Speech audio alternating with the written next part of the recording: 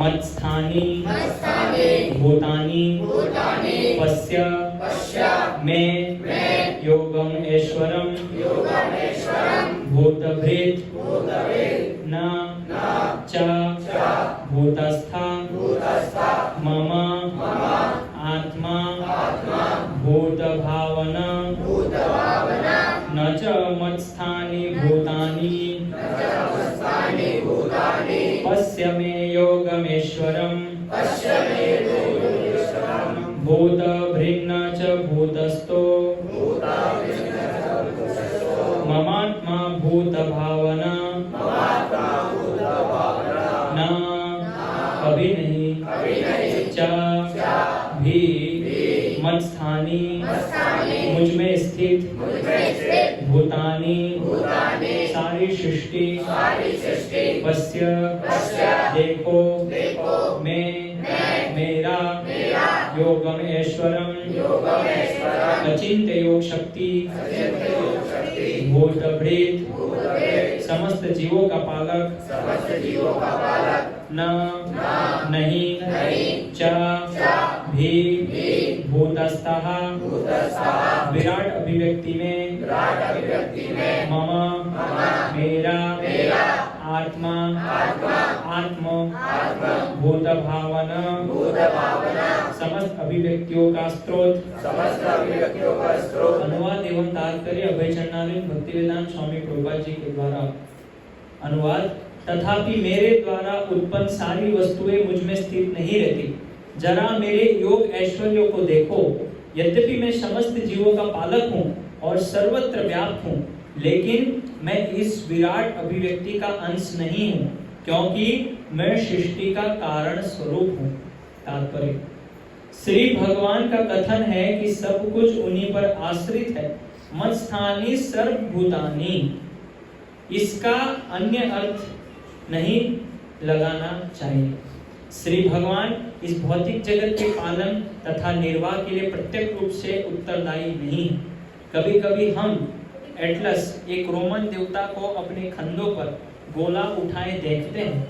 वह अत्यंत थका लगता है और इस विशाल पृथ्वीलोक को धारण किए रहता है। हमें किसी ऐसे चित्र को मन में नहीं लाना चाहिए जिसमें श्री कृष्ण इस सुरुचित ब्रह्मांड को धारण किए हुए हों। उनका कहना है कि यद्यपि सारी वस्तुएं उन पर टिकी है, किंतु वे पृथक रहते हैं। सारे लोग अंतरिक्ष में तैर रहे हैं और यह अंतरिक्ष परमेश्वर की शक्ति है, किंतु वे अंतरिक्ष से भिन्न हैं, वे पृथक स्थित हैं। अतः श्री भगवान कहते हैं, यद्यपि ये सब रचित पदार्थ मेरी अचिंत्य शक्ति पर टिके हैं, किंतु श्री भगवान के रूप में मैं उनसे पृथक रहता हूँ। यह श्री भगवान का अचिंत्य ऐश्वर्य है। वैदिक कोश निरुक्ति में कहा गया है, युज्यतेन दुर्घटेषु कार्येषु। परमेश्वर अपनी शक्ति का प्रदर्शन करते हुए अचिंत्य आश्चर्यजनक लीलाएं कर रहे हैं। उनका व्यक्तित्व विभिन्न शक्तियों से पूर्ण है और उनका संकल्प स्वयं एक तथ्य है। श्री भगवान को इसी रूप में समझना चाहिए। हम कोई काम करना चाहते हैं तो अनेक विघ्न आते हैं और कभी कभी हम जो चाहते हैं वह नहीं कर पाते, किंतु जब श्री कृष्ण कोई कार्य करना चाहते हैं तो सब कुछ इतनी पूर्णता से संपन्न हो जाता है कि कोई सोच ही नहीं पाता कि यह सब कैसे हुआ। श्री भगवान इसी तथ्य को समझाते हैं। यद्यपि वे समस्त सृष्टि के पालक तथा धारण करता है, किंतु वे इस सृष्टि का स्पर्श नहीं करते। केवल उनकी परम इच्छा से प्रत्येक वस्तु का सृजन, धारण, पालन एवं संहार होता है। उनके मन और स्वयं उनमें कोई भेद नहीं है, जैसा हमारे भौतिक मन में और स्वयं हम में भेद होता है, क्योंकि वे परमात्मा हैं। साथ ही वे प्रत्येक वस्तु में उपस्थित रहते हैं, किंतु सामान्य व्यक्ति ये नहीं समझ पाता कि वे साकार रूप में किस तरह उपस्थित हैं। वे भौतिक जगत से भिन्न है तो भी प्रत्येक वस्तु उन्हीं पर आश्रित है। यहाँ पर इसे ही योगम ऐश्वरम अर्थात श्री भगवान की योग शक्ति कहा गया है। ओम अज्ञानतिमिरन्धस्य ज्ञानाञ्जनशलाकया चक्षुरुन्मीलितं येन तस्मै श्रीगुरवे नमः। श्रीचैतन्यमनोभीष्टं स्थापितं येन भूतले स्वयं रूप कदा मह्यं ददाति स्वपदान्तिकं। वन्देऽहं श्रीगुरो श्रीयुतपदकमलं श्रीगुरोन् वैष्णवांश्च श्रीरूपं साग्रजातं सगणरघुनाथान्वितं तं सजीवं साद्वैतं सावधूतं परिजनसहितं कृष्णचैतन्यदेवं श्रीराधा कृष्णपादान् सगणहृदा श्रीविशाखान्वितांश्च नमो विष्णुपादाय कृष्णपृष्ठाय भूतले श्रीमते भक्तिविकास स्वामिनिधि नामिने नमो विष्णुपादाय कृष्णपृष्ठाय भूतले श्रीमते भक्तिवेदांत स्वामिनिधि नामिने नमस्ते सारस्वते देवे गौरवाणी प्रचारिणे निर्विशेष शून्यवादी पाश्चात्य देशतारिणे जय श्री कृष्ण चैतन्य प्रभु नित्यानंद श्री अद्वैत गदाधर श्रीवासादि गौर भक्तवृंद हरे कृष्णा कृष्णा कृष्णा हरे हरे हरे राम राम राम हरे हरे हरे कृष्णा। इस अध्याय में भगवान भक्ति योग का वर्णन कर रहे हैं। पूरी भगवत गीता को 3 भागों में बांटा गया है। भगवत गीता के प्रथम 6 अध्याय जिसमें भगवान कर्म योग के बारे में बता रहे हैं। भगवत गीता के मध्य के 6 अध्याय जिसमें भगवान भक्ति योग के बारे में बता रहे हैं। और भगवत गीता के अंतिम के 6 अध्याय जिसमें भगवान ज्ञान योग के बारे में बता रहे हैं। तो भक्ति योग अध्यायों को भगवत गीता के बीच में रखा गया, यानी कि 1 से लेके 6 तक इसमें कर्म योग की चर्चा हुई और 7 से लेके 13 तक भगवान जो है भक्ति के बारे में बताएंगे। तो ये जो अध्याय है 9वां अध्याय, इसका नाम ही है परम गुह्य ज्ञान। तो इसमें भगवान जो है गुह्य बातें बताए गए हैं। भगवान बोल रहे हैं कि मेरे द्वारा सारी वस्तुएं मुझसे उत्पन्न है लेकिन मुझ में स्थित नहीं रहती। जरा मेरे योग ऐश्वर्य को देखो। तो भगवान कह रहे हैं कि मेरे ऐश्वर्य को देखो। भगवान का ऐश्वर्य क्या है? जब भगवान जब वृंदावन में थे, जब भगवान ब्रजभूमि में थे, तब उनका ऐश्वर्य क्या था? तो बताया गया श्रीमद् भागवतम में कि भगवान का ऐश्वर्य ये था कि भगवान 9 लाख गाय चराते थे। आज के जमाने में किसके पास 9 लाख? बताइए। 9 भी मुश्किल से मिलेगी। 9 लाख गाय भगवान खुद अकेले चराते थे। ये ऐश्वर्य भगवान का। और अभी हम लोग वृंदावन गए थे, तो वहां पे मैंने एक कथा बताई थी कि कैसे भगवान ने अपने शक्ति से, अपने ऐश्वर्य से, जब श्रीमती राधा जी के माता पिता ने जब उनके घर पे थाल भिजवाया आभूषण रत्नों का, मणियों का, तो भगवान कृष्ण के घर में नंद भवन में जब राजकोष खाली हो गया था, तो भगवान ने उस मोतियों को लेकर जमीन को जोत के उसके अंदर मोतियां डाल के पौधा उगा और उसमें मोतियां निकल गई। ये भगवान का ऐश्वर्य। मुक्ता कुंड पे वो लीला हुई थी। ये है भगवान का ऐश्वर्य। और बताया गया है कि जब भगवान का जब जन्म हुआ था, तो श्रीमद् भागवत में वर्णन आता है कि भगवान का ऐश्वर्य इतना था कि वो लोग होली खेल रहे थे दही मक्खन से, दूध से। कौन खेलेगा आज? इतना ऐश्वर्य किसके पास है? एक दूसरे के ऊपर मक्खन फेंक रहे थे, इतना ऐश्वर्य था उनके पास। और दही दूध एक दूसरे के ऊपर डाल रहे थे। मतलब खाने के अलावा उनके पास इतना बचा हुआ था कि उससे वो लोग होली खेल रहे थे, एक दूसरे के ऊपर डाल रहे थे। इसको ऐश्वर्य कहते हैं। इसलिए भगवान कहते हैं जरा मेरे एक योग ऐश्वर्य को देखो। तो यहाँ पे योग ऐश्वर्य की बात हुई है, लेकिन उसके अलावा भगवान के और भी कई ऐश्वर्य हैं। और फिर जब भगवान जब ब्रजभूमि वृंदावन से जब द्वारिका गए, तो द्वारिका में क्या ऐश्वर्य भगवान का? भगवान की जो द्वारका है सोने से बनी हुई। भगवान के रथ के ऊपर मणि, रत्न, स्वर्ण ये सब जड़े हुए हैं भगवान के रथ के ऊपर। ये भगवान का ऐश्वर्य है। भगवान के घोड़े जो है कोई सामान्य घोड़े नहीं है। घोड़ों को भी जो है सोना, आभूषण, रत्न, मणि सब पहनाया गया घोड़ों को। तो ये भगवान का ऐश्वर्य है। भगवान ये दिखाना चाह रहे थे कि आजकल के जो अमीर लोग जो अपने आप को अमीर समझते हैं और अपना ऐश्वर्य दिखाते हैं, भगवान कहते हैं मेरी तुलना करके दिखाओ। जो अमीर लोग हैं उनको भगवान चुनौती कर रहे हैं कि अगर तुम्हारे पास इतना ही ऐश्वर्य है तो सोने का घर बना के दिखाओ। बहुत घमंड होता है अमीर लोग को अपने पैसे पे, धन संपत्ति पे, लेकिन भगवान ने पूरी सोने की लंका खड़ी, सोने की द्वारका पूरी बना दी। एक बार ऐसे वर्णन आता है कथा में कि भगवान के पास जो भी शक्तियां हैं और जो शक्ति भगवान के पास है, जो भगवान के अंदर है, उससे कई गुना ज्यादा, करोड़ों करोड़ों ज्यादा गुना शक्ति भगवान के एक नाम में है। ये भगवान का ऐश्वर्य। भगवान के पास सब कुछ है, लेकिन जो चीज भगवान के नाम में है वो किसी चीज में। तो इसके बारे में एक बहुत ही सुंदर कथा सुनाऊंगा, ध्यान से सुनिए। एक बार जब भगवान और सत्यभामा जी गए थे इंद्र के पास, पारिजात देखा, सत्यभामा जी बोले कि इसको चलिए, लेके चलिए द्वारका। भगवान ने बिना बताए, इंद्र को पूछने की क्या जरूरत, उठा लिया और लेके आ रहे। तो इंद्र जो है हाथापाई करने लगे, उनको पता नहीं कि किसके साथ हाथापाई करता है। अभी तो जब भगवान ने उनका जो है इंद्र का मान गर्जन किया था, मान का अभिमान जो उनका था वो सब चूर चूर किया, फिर भी उनको समझ नहीं आया, भगवान के साथ युद्ध करने लगे। फिर भी भगवान कैसे कैसे उनको हरा के पारिजात वृक्ष लेके आए। उसके बाद एक घटना ऐसी बनती है, नारद जी वहां पे आते हैं और नारद जी जो है वो कहते हैं कि कुछ दान दीजिए, आप कुछ दान कीजिए, दान दक्षिणा, आपके पास इतना ऐश्वर्य है, द्वारका पूरी भगवान ने पूरी सोने की बनाई है, तो दान भी किया कीजिए। तो बोले अच्छा ठीक है, कर दे। किसको कर दे? हमें कर दीजिए, हमसे श्रेष्ठ ब्राह्मण कहाँ मिलेंगे आपको? नारद मुनि भगवान के मनो अवतार है। श्रीमद् भागवत का प्रथम स्कंद पढ़ेंगे तो भगवान के अलग अलग अवतार का वर्णन है, जिसमें नारद जी को मनो अवतार कहा गया भगवान का। जानते हैं भगवान की सब, और वो इस लीला के पीछे तथ्य ये है कि नारद मुनि दिखाना चाहते थे कि भगवान के नाम में शक्ति कितनी है।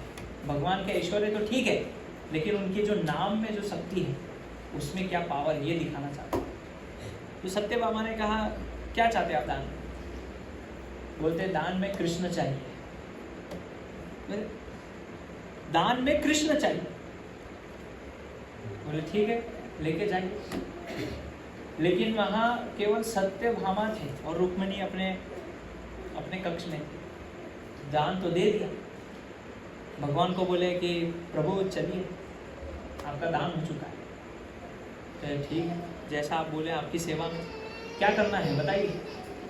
ये वीणा पकड़िए, वीणा अपनी दे दी भगवान को, और नारद मुनि आगे आगे चल रहे हैं एक राजा की तरह, और भगवान जो एक सेवक की भांति, स्वामी की तरह उनकी वीणा पकड़े हुए पीछे पीछे चल रहे हैं।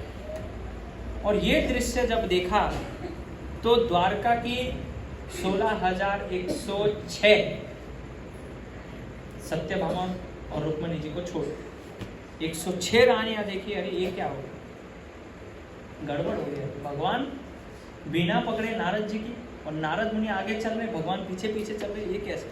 हमारे स्वामी तो कितना ऐश्वर्य, घोड़े पे चलने वाले, पूरे उनके साथ मंत्री संतरी खड़े रहने वाले, सारे द्वारपाल, ये आज क्या हो गया?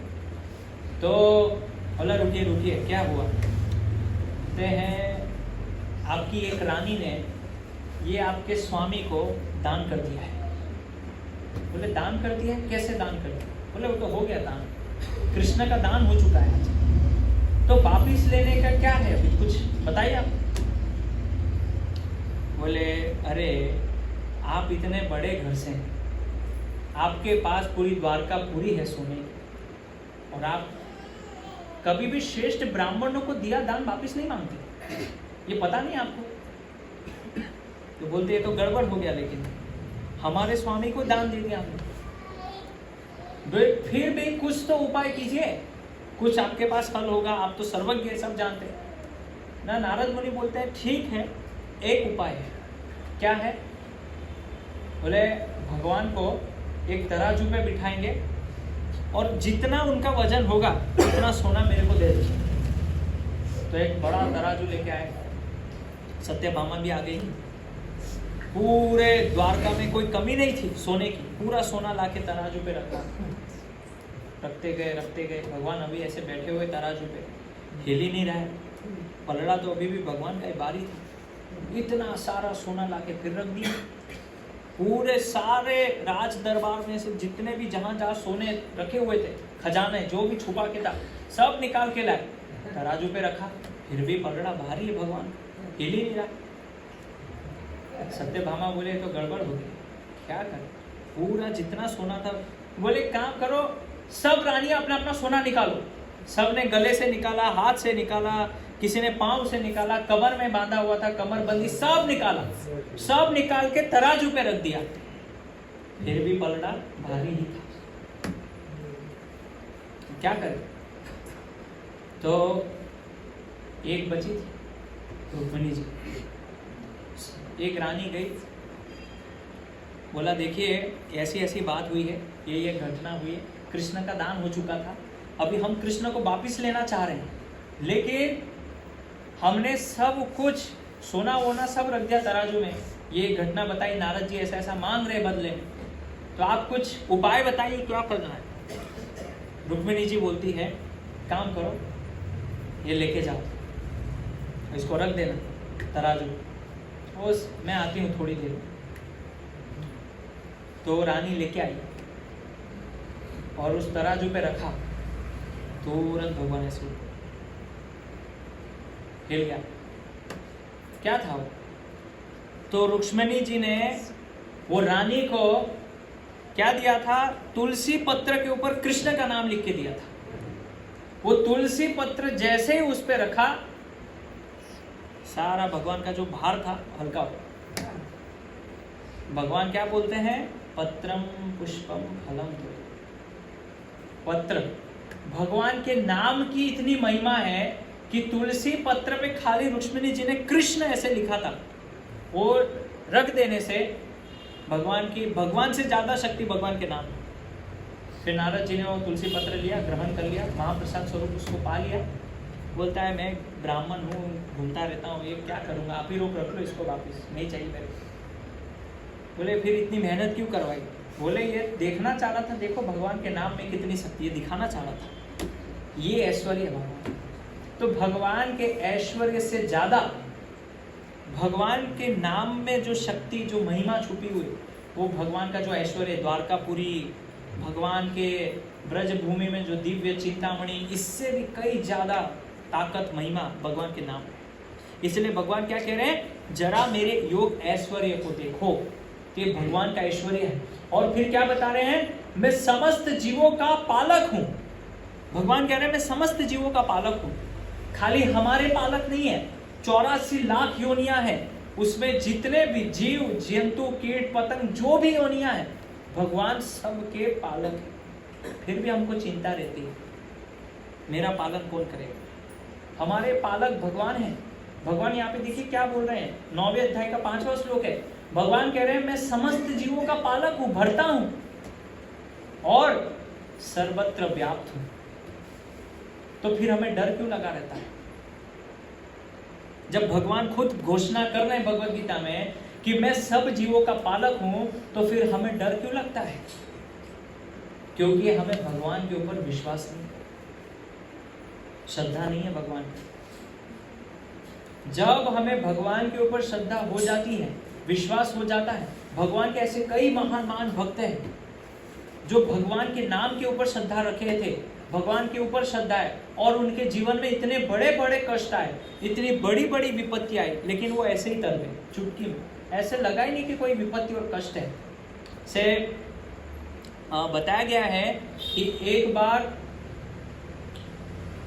तुकाराम महाराज भगवान का कीर्तन करते थे, और बहुत वहाँ के जो स्थानीय ब्राह्मण थे महाराष्ट्र में, बहुत उनको कष्ट और पीड़ा देते थे, बहुत ही कष्ट, बहुत पीड़ा, क्योंकि वो भगवान का भजन करते थे, भगवान के बारे में अभंग लिखते थे, अलग अलग वैष्णव भजन की रचना करते थे। तो कई ब्राह्मण उनसे द्वेष करते थे, जलन होती थी। तो एक ब्राह्मण ने तुकाराम महाराज जी को घर पे बुलाया कि आप घर पे आए, और वो तुकाराम महाराज घर पे गए और ये ब्राह्मण इतना द्वेषी था, इसने अपने पत्नी को बोला कि तुकाराम महाराज को भोजन के लिए जब हम बुलाएंगे, तो जब ये स्नान करने हाथ पांव धोने जाएंगे, स्नान वान करेंगे, तो इसके ऊपर खौलता हुआ गर्म पानी डालते। ऐसी योजना बनाई, कुटिलता। और तुकाराम महाराज गए, वो तो बेचारे सीधे साधे भक्त जो है बहुत सीधे होते हैं, लेकिन यदि उन्हें कोई मजबूर करता है जानबूझ के, तो फिर जैसे भगवान उग्र रूप प्रकट होते हैं नरसिंह का, वैसे भक्त भी उग्र रूप में प्रकट होते हैं। इसीलिए भक्त को जानबूझ के उकसाने का प्रयास नहीं करना चाहिए, है ना। तो तुकाराम महाराज सीधे साधे भक्त थे, उन्होंने कुछ प्रतिकार नहीं किया, गए चुपचाप बाथरूम में गए, स्नान घर में। और ब्राह्मण तो उस समय घर में नहीं थे, ब्राह्मण की पत्नी थी, ब्राह्मणी की जो पत्नी थी, उन्होंने बोला कि आप जाइए स्नान इत्यादि कीजिए और फिर आके आप भोजन पाइएगा, प्रसाद पाइएगा। और तुकाराम महाराज ने अपनी वीणा हमेशा साथ में रखते थे, कीर्तन करते थे, झांझ रखते थे, उस पर हरि कीर्तन करते थे। तो साइड में रखा, कपड़े उतारे, तौलिया बांध के गए नहाने के लिए। और जब वो नहा रहे थे भगवान का कीर्तन करते हुए, तो ब्राह्मण की पत्नी पीछे से आई और गरम गरम खौलता पानी डालती। तुकाराम जी एकदम गरम खौलता, और तुकाराम महाराज जैसे चिल्ला रहे हैं, जोर जोर से क्रंदन कर रहे हैं, भगवान की ओर पुकार रहे हैं कि भगवान आप ही मेरी रक्षा कर सकते हैं। जैसे आपने कुंती महारानी की जो लाक्षागृह में जिस प्रकार आपने रक्षा की थी, जब लाक्षागृह को जलाया गया था, और जैसे आपने उनको बचाया, फिर उन्होंने बताया कि जैसे आपने द्रौपदी माता को कुरु सभा में बचाया, जैसे आपने भीम को भीषण, इतने सारे उनके साथ अत्याचार हुए और उसमें भी सबसे भीषण क्या था, पानी में धक्का मार दिया था भीम को और उनको विष पिला दिया था। उस प्रकार जैसे आपने रक्षा की, ऐसे आप भी इस भक्त की रक्षा कीजिए। और जब उन्होंने भगवान का नाम संकीर्तन चालू किया, वो गर्म पानी उनको शीतलता प्रदान करने लगा, शीतल उनको ठंडा लगने लगा। ये भगवान के नाम की शक्ति होती है। लेकिन चूंकि हमको विश्वास नहीं है, इसलिए हमको कोई फर्क नहीं पड़ता है। तो इसीलिए भगवान क्या बोल रहे हैं, मैं समस्त जीवों का पालक हूं। भगवान हमारा पालन करते हैं हर परिस्थिति में, चाहे हम किसी भी परिस्थिति में हो। हमारे पास धन है, संपत्ति है, कुछ बचा है, नहीं बचा है, फिर भी भगवान हमारा अच्छे से, पूरे अच्छे से पालन करते हैं। जैसे आपको उदाहरण के लिए अगर मैं व्यावहारिक रूप से कुछ बताऊं, कुछ उदाहरण, बहुत सारे आप लोग आज यहाँ बैठे हुए हैं, इस्कॉन में आने से पहले किसी को ये पता ही नहीं था कि प्रसाद होता क्या है। सबको ये लगता था फूटा होगा, कुछ चिरौंजी बांटते होंगे इस्कॉन में, लास्ट में कुछ हाथ में देते होंगे, कुछ मुरमुरा लाई। पक्का बताइए सबकी यही समझ होगी, है कि नहीं? कितने लोगों ने ये सोचा होगा कि प्रसाद में मटर पनीर भी बनता है? किसी ने नहीं सोचा होगा। लेकिन ये भगवान की कृपा है, ये भगवान का ऐश्वर्य है। ऐसे भगवान अपने भक्तों का पालन करते हैं। इसलिए ऐसा नहीं कि भक्त मतलब ये भक्त है, वैष्णव है, तो ये क्या है, एकदम भिखारी की तरह रहते। नहीं, भगवान के जो भक्त हैं उनके पास भी ऐश्वर्य होता है। क्यों? क्योंकि भगवान के भक्त जो हैं उनको जैसी भी स्थिति में रखा जाए वो वैसी स्थिति में रहते हैं। लेकिन इसका मतलब ये नहीं है कि जानबूझ के हम दरिद्र बन जाए। भगवान हमारे स्वामी कौन है? तीनों लोकों के मालिक है। तो वो जिस प्रकार ऐश्वर्य में रहते हैं, तो भगवान के भक्त भी साफ सुथरे, सुंदर वस्त्र, भोजन सब बढ़िया, अच्छे से अच्छा, भगवान को भोग लगा के स्वादिष्ट व्यंजन, 56 भोग, 108 प्रकार के व्यंजन भगवान को भोग लगा के प्रसाद के रूप में वितरण किया जाता है। ये भगवान का ऐश्वर्य है। ऐसे भगवान जीवों का पालन करते हैं। और जब वह जीव की जैसे ही इस सृष्टि में एंट्री होती है, जैसे ही वो सृष्टि में प्रवेश करता है, उसके पहले तो माता के स्तन में दूध आ जाता है, बिना कहे बिना बताए। कभी आप प्रार्थना करने नहीं गए कि भगवान खाने की व्यवस्था कर देना, मैं जा रहा हूँ। कभी कोई प्रार्थना करने नहीं गया, लेकिन फिर भी भगवान ने अपनी संतान, भगवान की संतान है ना, तो भगवान को ज्यादा चिंता है अपने संतानों की। तो भगवान ने पहले से क्या, माता के स्तनों में दूध डाला तुम्हारे लिए। तो ऐसे भगवान हमारे जीवन में बहुत सारी घटनाओं में हमारी रक्षा करते हैं, हमको समझ नहीं आता है। लेकिन जब हमारे जीवन में थोड़ा कुछ ऊपर नीचे होता है तो हम तुरंत भगवान को कोसने लगते हैं। देखो इसकी वजह से ऐसा हुआ, भगवान की वजह से इन्होंने ऐसा कर दिया। अरे भगवान तो पालक है। कभी कभी माता अपने बच्चों को सुधारने के लिए चांटा भी लगाती है। क्यों? उसका भला करने के लिए, उसके अच्छे के लिए माता को चांटा भी लगाना पड़ता है। और कभी कभी एक माता अपने बच्चे को गोदी में बिठा के प्यार करके दुलार करके उसको सुलाती भी है, लोरी भी सुनाती है, दोनों ही है। कभी कभी माता जो है बच्चे को कड़वी दवाई भी पिलाती है। क्यों? ताकि मेरा बच्चा ठीक हो। उसी प्रकार भगवान अपने संतान को सुधारने के लिए, ठीक करने के लिए कभी कभी चांटा भी मारते हैं। और वही चांटा होता है जब हमारे जीवन में कुछ उथल पुथल होती है। लेकिन हम तो क्या है, भगवान को कोसने लगते हैं। लेकिन जब अच्छा चलता है तब कोई धन्यवाद नहीं देता है भगवान को, है ना। तो इसीलिए भगवान क्या बोल रहे हैं, मैं समस्त जीवों का पालक हूं। और भगवान कह रहे मैं सर्वत्र व्याप्त हूं। ये साक्षात्कार जिस दिन किसी भक्त ने कर लिया कि भगवान सब जगह सर्वत्र व्याप्त है, उस दिन उसको भगवान का साक्षात्कार हो जाएगा। जिस तरह प्रहलाद महाराज को हो गया बचपन से, सब जगह उनको भगवान दिखाई दे, सब जगह। हिरण्यकशिपु वो बोला कि तुम्हारे अंदर ये शक्ति आती कहां से, तुमको डर क्यों नहीं लगता है? तो क्या बोलते हैं पता है प्रहलाद महाराज, आपके अंदर जो शक्ति है वो विष्णु से आ रही है और मेरे अंदर जो शक्ति है वो विष्णु से आ रही है, लेकिन आप उसको समझ नहीं पा रहे हो और मैं उसको समझ पा रहा हूं, ऐसा बोलते। तो प्रहलाद महाराज कहते हैं उनको कि हम दोनों की शक्ति भगवान विष्णु से आ रही है, लेकिन आप इसको कब समझेंगे, कब जानेंगे? तब जाके फिर जो हिरण्यकशिपु पूछते अच्छा भगवान इधर भी है, इधर भी, बोलते सब जगह भगवान है, सब जगह विष्णु दिखाई दे रहे, आप खाली आदेश कीजिए। ये खंबे में भी, हाँ इधर भी भगवान है। ऐसा विश्वास जब हमको हो जाए कि भगवान सब जगह व्याप्त है, सर्वत्र, जब हमारी दृष्टि ऐसी हो जाए कि हमको भगवान सब जगह दिखाई देने लगे, इसको कहते हैं दैवीय साक्षात्कार। ये साक्षात्कार। और फिर भगवान क्या कहते हैं, लेकिन मैं इस विराट अभिव्यक्ति का अंश नहीं हूं। कैसे नहीं है भगवान? इस जो पूरी सृष्टि जो भगवान ने रचना की, इसका अंश भगवान कैसे नहीं है? तो भगवान क्या करते हैं, भगवान को जब सृष्टि की रचना करनी होती है तो भगवान कहते हैं ब्रह्मा जी आप ये सृष्टि की रचना करो, जीवों की उत्पत्ति करो, 84 लाख योनियां बनाओ और ये सृष्टि को आगे बढ़ाओ। ठीक है।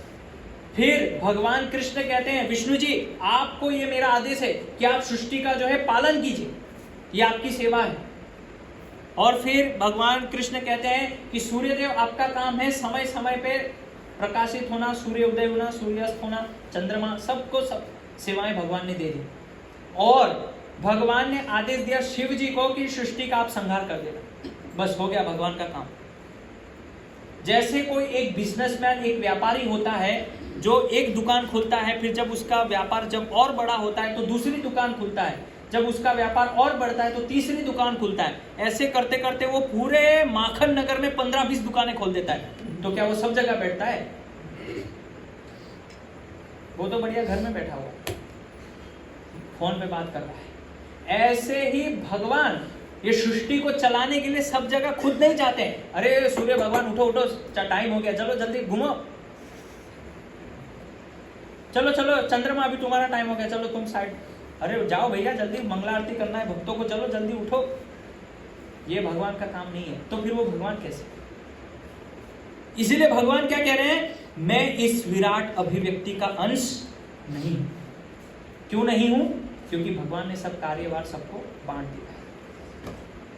जब सृष्टि करनी होगी ब्रह्मा जी खुद आएंगे, सृष्टि की रचना करेंगे, जीवों की उत्पत्ति करेंगे, 84 लाख योनियां बनाएंगे। जब संहार करना होगा शिव जी खुद आएंगे, तांडव करेंगे, तीसरी आंख खुलेगी, सृष्टि का प्रलय होगा। भगवान को कुछ करने की जरूरत नहीं। भगवान तो अपने धाम में बैठे हुए सखाओं के साथ खेल रहे हैं। ब्रज लीलाएं में भगवान आनंदित है, कृष्ण बलराम की अलग अलग लीलाएं चल रही है। भगवान को ये सब करने की जरूरत नहीं है। और साथ ही साथ भगवान जो सृष्टि के नियम बनाते हैं, भगवान को नियम जो है कानून खुद पालन करने की जरूरत नहीं है। भगवान कभी भी तमोगुण, रजोगुण, सतोगुण के प्रभाव में नहीं आते। ये चीज हमको समझनी चाहिए। भगवान के ऊपर कभी भी शास्त्र के नियम, शास्त्र के कानून लागू नहीं होते हैं। क्यों? क्योंकि भगवान कह रहे हैं क्योंकि मैं सृष्टि का कारण स्वरूप हूं। ये आखिरी लाइन भगवान कह रहे हैं, मैं कारण स्वरूप हूं सृष्टि का। तो जो कारण स्वरूप है सृष्टि का, उनको सृष्टि के नियम क्यों लगेंगे? उनको कोई नियम नहीं लगतेंगे। इसलिए यहाँ पे भगवान कह रहे हैं कि श्री भगवान इस भौतिक जगत के पालन तथा निर्वाह के लिए प्रत्यक्ष रूप से उत्तरदायी नहीं है। प्रत्यक्ष रूप से इसका मतलब यह है कि भगवान ने सभी अपने अपने पार्षदों को सेवाएं बांट दी, हो गया उनका काम। तो प्रत्यक्ष रूप से भगवान नहीं। फिर यहाँ पे बताया गया है कि भगवान के केवल संकल्प मात्र से चीजें होती है। यहाँ पे तात्पर्य में भगवान बता रहे हैं संकल्प मात्र से। यहाँ पे क्या लिखा है? भगवान लिखा रहे हैं कि श्री भगवान को इसी रूप में समझना चाहिए। हम कोई काम करना चाहते हैं तो अनेक विघ्न आते हैं और कभी कभी हम जो चाहते हैं वह नहीं कर पाते।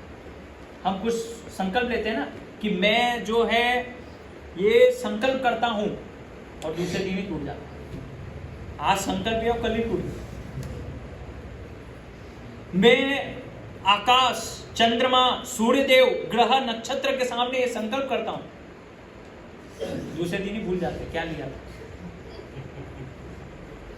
हम अपने वचन के पक्के नहीं हैं। ये मैंने कब बोला था भाई? अरे वो होगी तब की बात होगी, किसी और ने बोली हो। नहीं आपने, अरे मैंने नहीं बोली थी भैया, किसी और ने बोली। मतलब हम अपने वचन के ही पक्के नहीं। लेकिन भगवान क्या कह रहे हैं? मात्र संकल्प से मैं मेरा हर काम करता हूं। आप खाली संकल्प कीजिए ये बिल्डिंग बन जाए, मेरा घर बन जाए, नहीं बनेगा। लेकिन भगवान क्या करते हैं? खाली सोचते हैं, संकल्प मात्र करते हैं और उनके लिए सब चीजें हाजिर हो जाती है उनकी सेवा की। इसलिए यहाँ पे क्या लिखा रहे हैं कि जब हम कोई काम करना चाहते हैं तो अनेक प्रकार की विघ्न उसमें आते हैं, कई प्रकार की बाधाएं, विघ्न उसमें उत्पन्न होते ही है। ऐसा आज तक कोई दुनिया में काम नहीं है जिसमें किसी ने टांग ना अड़ाई, कि बड़े शांति से काम मेरा हो गया।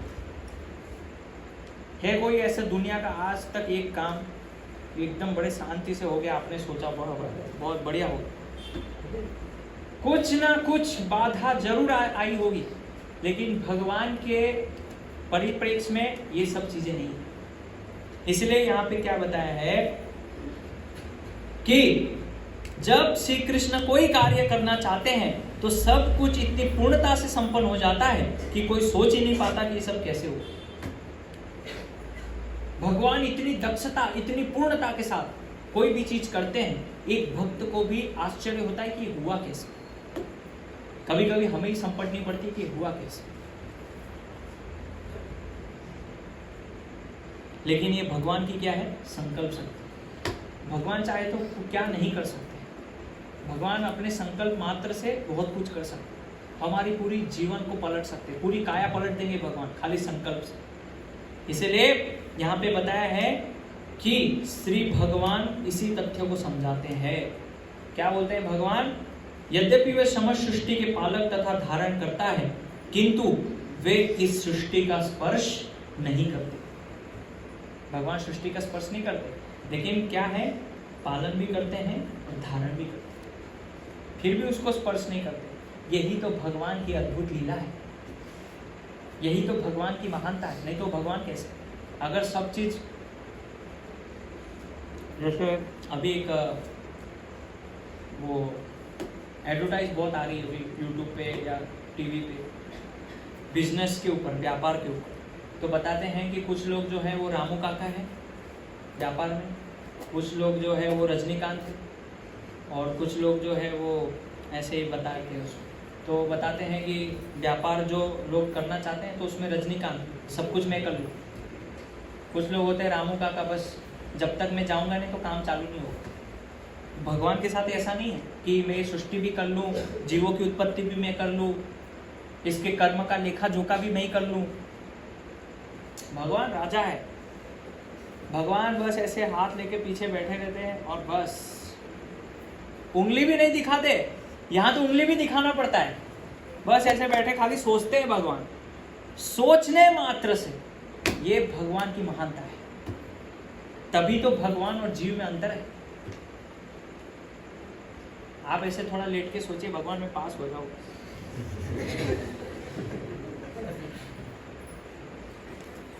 हमारे सोचने से कुछ नहीं होता है, हमको प्रयास करना पड़ता है।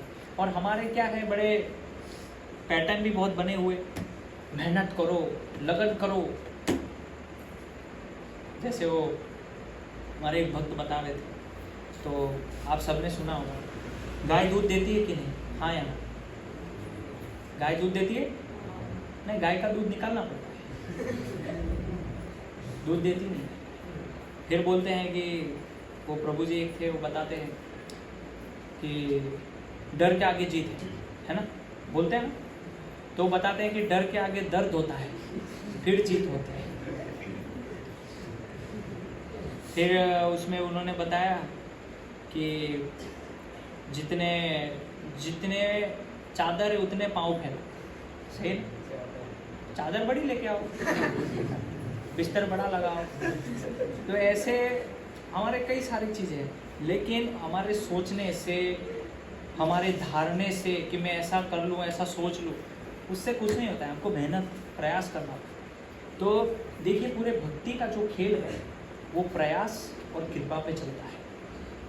यदि कोई भक्त सच्चे ईमानदारी से, प्रामाणिकता के साथ, गंभीरता से यदि वो प्रयास करता है तो भगवान उसके ऊपर कृपा करते हैं। लेकिन यदि कोई भक्त निठल्ला है, आलसी है, गैर जिम्मेदार है, माला जाप कभी करता नहीं है, कभी भगवान का प्रसाद लेता नहीं, आलस्य करता है, मंगला आरती कभी उठता नहीं है, भगवान की कृपा कभी नहीं मिलेगी। ये ध्यान रखिए। कृपा किसको मिलती है? भगवान की, जो प्रयास करता है। बिना प्रयास के भगवान की कृपा कभी नहीं मिलेगी, ये ध्यान रखिए। इसलिए दो चीज है, कृपा और प्रयास। तो भक्त अपना प्रयास करता है भगवान की सेवा के लिए पूरा, और भगवान उस भक्त के ऊपर अपनी पूरी कृपा न्यौछावर कर देते हैं। और क्या चाहिए? तो इसीलिए भगवान जो है वो क्या है? वो भगवान है। और जीव क्या है? जीव है, छोटा सा जीव। उसमें और भगवान में और जीव बहुत बड़ा अंतर, बहुत बड़ा अंतर, बहुत बड़ा अंतर। इसीलिए ये जो भगवत गीता कोई यदि पढ़ेगा, भगवान की जो वाणी भगवत गीता, इसके यदि कोई शरणागत होगा, भगवत गीता के आश्रय को लेगा कि भगवान मैं आज से आपके इस भगवत गीता के ज्ञान को समझना चाहता हूँ, मैं आज से आपकी सृष्टि को जानना चाहता हूँ, मैं जानना चाहता हूँ कि आपकी भक्ति क्रियाओं में कैसे आगे बढ़ा जाए, तो भगवान कहेंगे अच्छा ठीक है, तथास्तु, मेरा आशीर्वाद है। लेकिन जब तक हम भगवत गीता का आश्रय नहीं लेंगे, भगवान के नाम का आश्रय नहीं लेंगे, भगवान के प्रभु के चरणों का आश्रय नहीं लेंगे, तो भगवान हमारे ऊपर आशीर्वाद और कृपा कैसे करेंगे? कैसे करेंगे? उसके लिए हमें मेहनत करनी पड़ेगी। तो हमारी मेहनत में कमी है।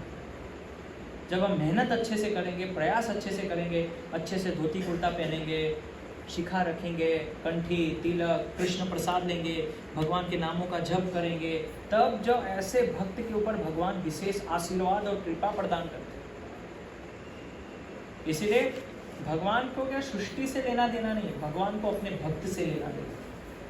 सृष्टि के अंदर जो भक्त गण है, जो आप सभी यहाँ बैठे हुए भगवान की सेवा में, ऐसे जीवों से भगवान का लेना देना। अरे ये मेरा भक्त है भाई, इसको डिस्टर्ब मत करो, इसको परेशान मत करो, इसको मेरे हवाले छोड़ दो, तुम अपना काम करो। क्यों? भगवान अपने भक्तों के जीवन में खुद हस्तक्षेप करते हैं।